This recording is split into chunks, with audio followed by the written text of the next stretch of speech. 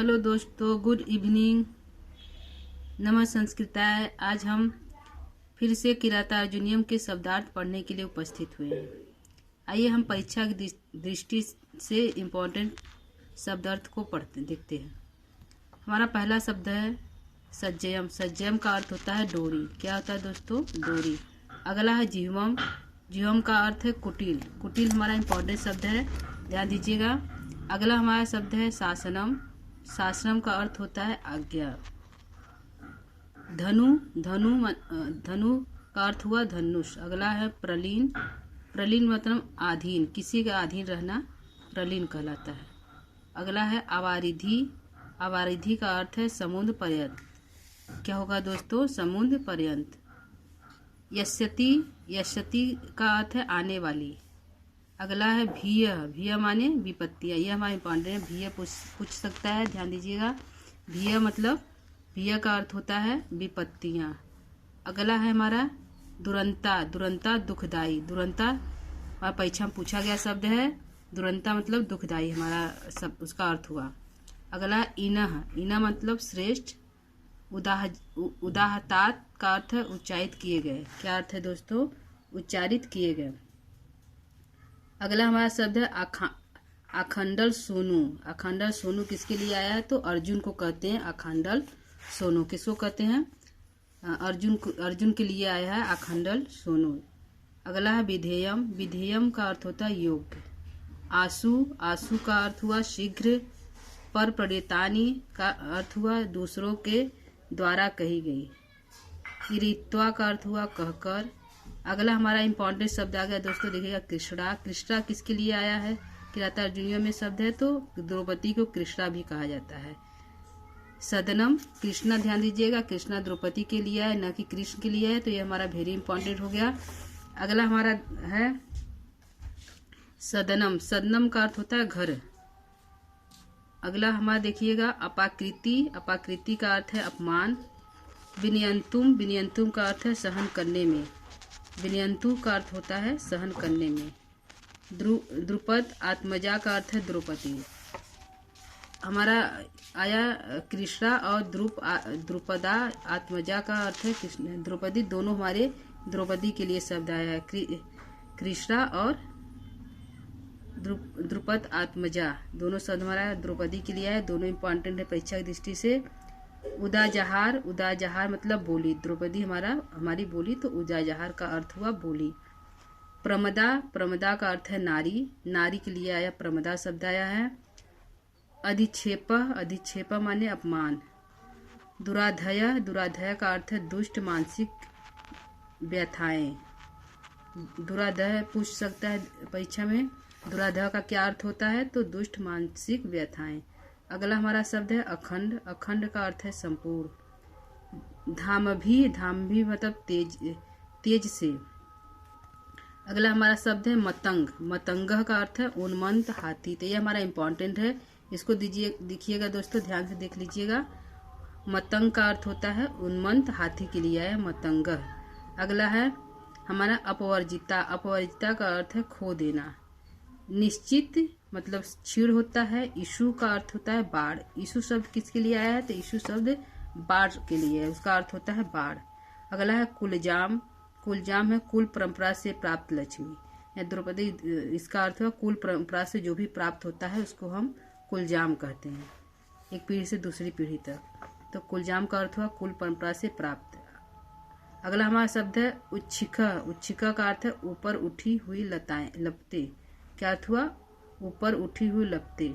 अगला अबध्य। अबध्य का अर्थ है जो बाज न हो, अर्थात जिस भूमि में अन्न उत्पन्न होता है उसको कहते हैं अबध्य। तो इसको ध्यान दीजिएगा। अबध्य किसके लिए आया है? तो धरती के लिए आया कि जो हमारी जो धरती है अबध्य है, न कि जो बाज न हो उसको अबध्य कहते हैं। तो यहाँ सब धरती के लिए आया है, पृथ्वी के लिए आया है। अगला हमारा अमर्ष शून्य। अमर्ष शून्य क्रोध रहित, जिसको क्रोध नहीं आता है उसको अमर्ष शून्य कहते हैं। तो क्रोध नहीं आता उसको अमर शून्य कहते हैं, तो क्रोध रहित को अमर शून्य कहते हैं।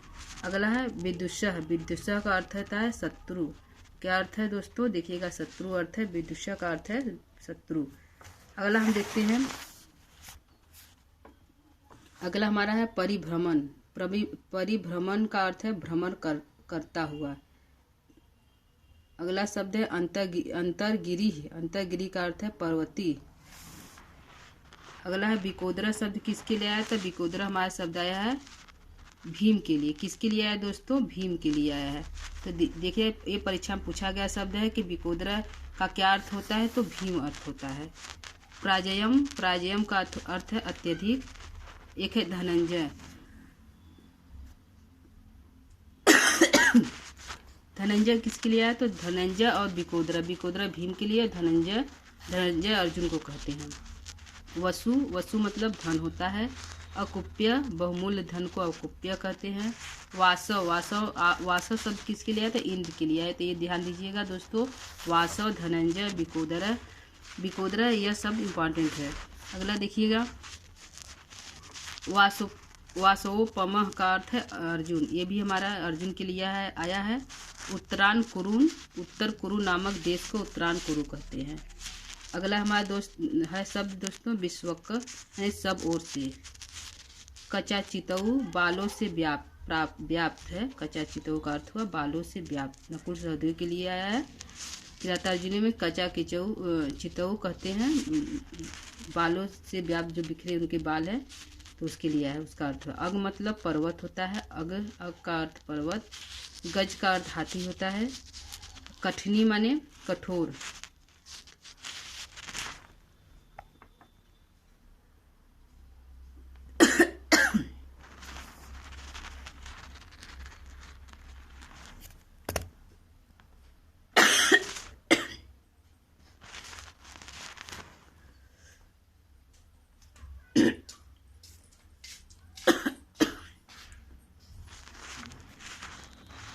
अगला हम देखते हैं दोस्तों, अगला हमारा शब्द क्या है? तो अगला हमारा शब्द है तुम्हारी। तुम्हारी का मगनम हुआ। बलपूर्वक का अर्थ है रिपु।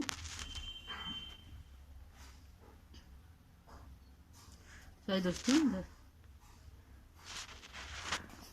अगला हम हुआ कठिनी। कठिनी का अर्थ है कठोर।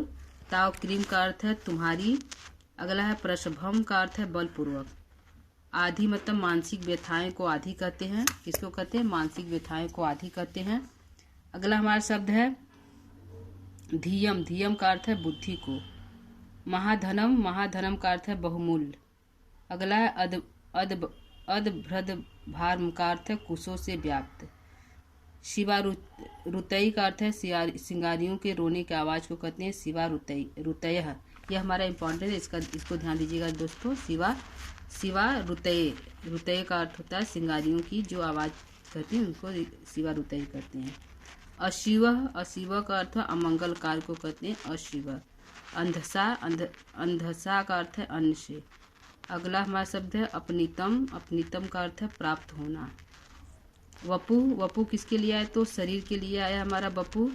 कार्षय माने कृषिता को प्राप्त हो गया है। द्विजातिशेषण का अर्थ है ब्राह्मणों के भोजन करने के पश्चात जो भोजन बचता है उसको कहते हैं, बचा हुआ भोजन को कहते हैं द्विजातिशेषण।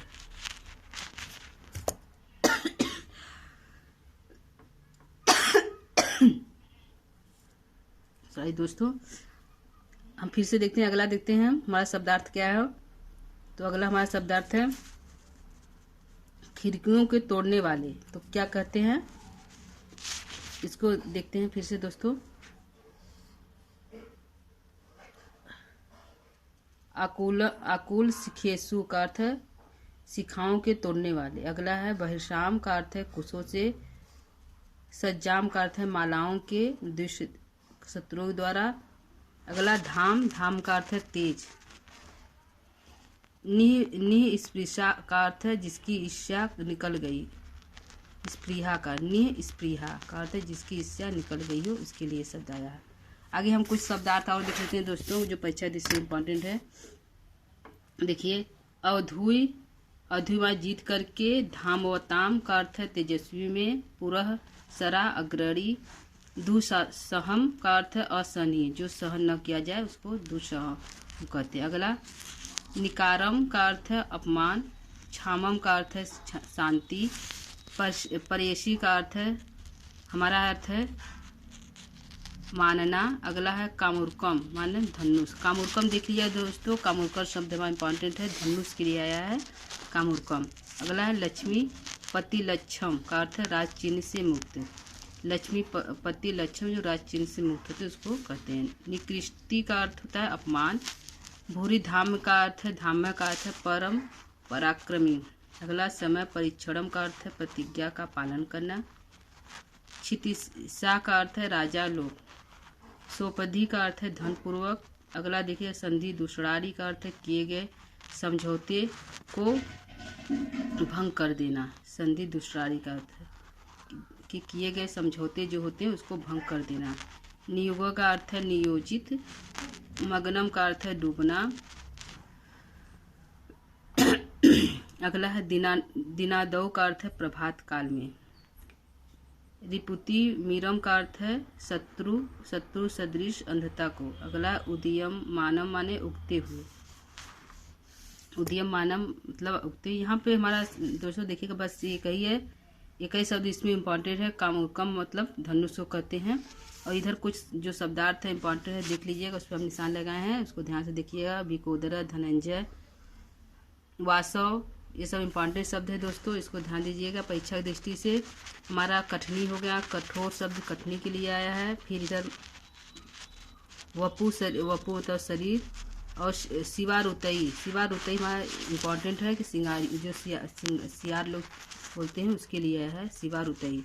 तो जो इम्पॉर्टेंट है सही दोस्तों उसको इस पर हम चिन्ह लगा दिए हैं, देख लीजिएगा ध्यान से। भी का अर्थ है दुरंता, दुखदाई, ये सब इम्पॉर्टेंट है, तो इसको ध्यान से देख लीजिएगा दोस्तों। तो आज का क्लास हम समाप्त करते हैं। हमारा किराता अर्जुन का जितने भी इम्पॉर्टेंट शब्दार्थ है उसको हम 2 क्लास पे समाप्त कर दिए हैं। कल पहला भाग कर रहा था, आज का दूसरा भाग है। तो दोस्तों नमस्कार, नमः संस्कृताय, जय हिंद।